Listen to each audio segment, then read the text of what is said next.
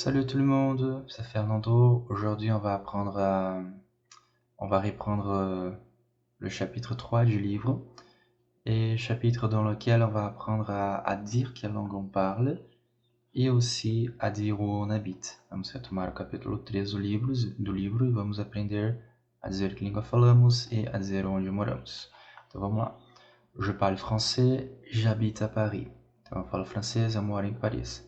On va commencer par le premier point. Vamos começar pelo primeiro ponto. Eu falo tal língua. Então, je parle français, je parle anglais, je parle chinois, je parle italien. Simplesmente, je parle plus langue. Ok?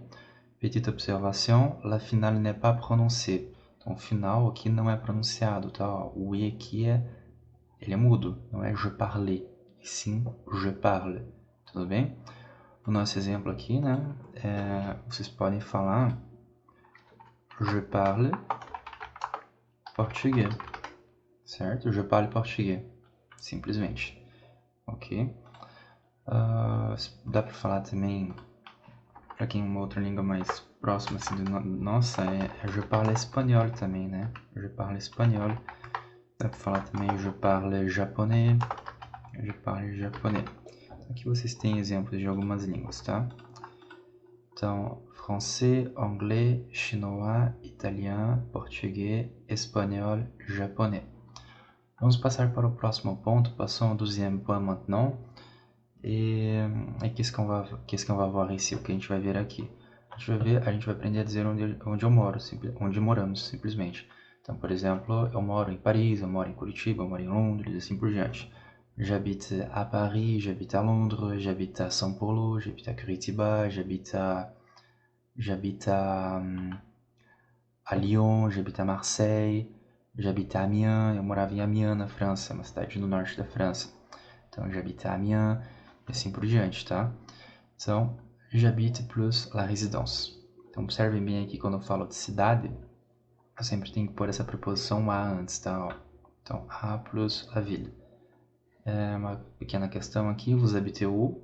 Você habita onde, né? Você mora onde? Onde você mora? Aqui a pronúncia é o onde. Vous habitez où? E aqui faz a ligação, tá? Se liga nessa ligação aqui, ó. Vous habitez où? Resposta, j'habite à Paris. Ou em tá. Por exemplo, em imóvel. J'habite dans un immeuble. Ok? Immeuble, imóvel. Ou eu moro no terceiro andar, né? J'habite au troisième étage, certo? Troisième étage. Pequena observação aqui de pronúncia, je suivi de voyelles et de H muet. Então, je, eu, seguido de vogais, né? A, E, I, O, U e de H mudo, H muet. Il faut mettre un apostrophe, tem que colocar um apóstrofe, tá? Então, por exemplo, não fale je habite, sim j'habite, j'habite. Tudo bem? Então vamos lá, on va faire quelques exercices maintenant. On va passer à la page, donc ça c'était la page 12, essa era a página 12. Maintenant on va passer à la page 13.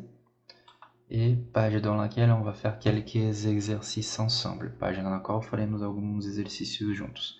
Então le premier exercício, numéro 1. Complétez les présentations et puis présentez-vous. Donc je m'appelle Max, je suis français, je parle français et je parle un peu anglais. Très bien. Então eu me chamo Max, eu sou francês, eu falo francês e eu falo um pouco de inglês. Então aqui é je m'appelle Bao, je suis chinois, je parle chinois et je parle un peu français. Então on va écrire tout ça, vamos escrever tudo isso. Je m'appelle Bao, ok. Je suis chinois, d'accord. On va mettre en majuscule, vamos colocar em maiúsculo aqui, voilà. Je parle chinois, non? Je parle chinois et je parle un peu français, ok. Et je parle un peu français. Legal, é isso aí. Ok, très bien. Maintenant, on va faire notre présentation personnelle, né? Então, vamos lá. Então, je m'appelle Fernando Saboya. Je suis Oups, je vais mettre ici. Aqui embaixo. Je suis quoi? Je suis brésilien, non? Ok, je vais mettre comme ça. Je suis brésilien. Quoi d'autre? Que mais? Je parle portugais. Je parle portugais, d'accord. Et je parlais un peu... Je parle d'autres langues aussi. Je parle portugais, je parle français, anglais et espagnol. Donc je parle portugais, français, anglais et espagnol. Ok. Et je parlais un peu italien. Je parle um peu italiano, porque eles que falam italiano, o francês deve estar sendo bem tranquilo, porque é muito parecido. Eu nunca estudei italiano, eu falo um pouquinho, entendo quase tudo. Donc je parle un peu italien. Je pense que c'est ça, je vais mettre en majuscule ici, ok. C'est ça. Donc je m'appelle Fernando Saboia, je suis brésilien, je parle portugais, français, anglais et espagnol. Et je parle un peu italien. Parlez bien aqui a pronúncia. Un peu. Italien.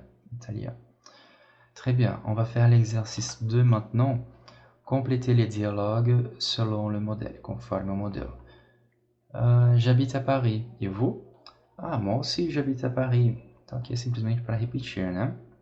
Então usando esse moi aussi, que é uma expressão bem legal, tá? Que significa eu também. Eu também, tá? Moi aussi. J'habite rue Le Pic. Et vous? Ah, moi aussi j'habite rue Le Pic. Donc moi aussi j'habite rue Le Pic. O francês é um pouco chato com preposições. Esse exercício talvez seja para mostrar isso.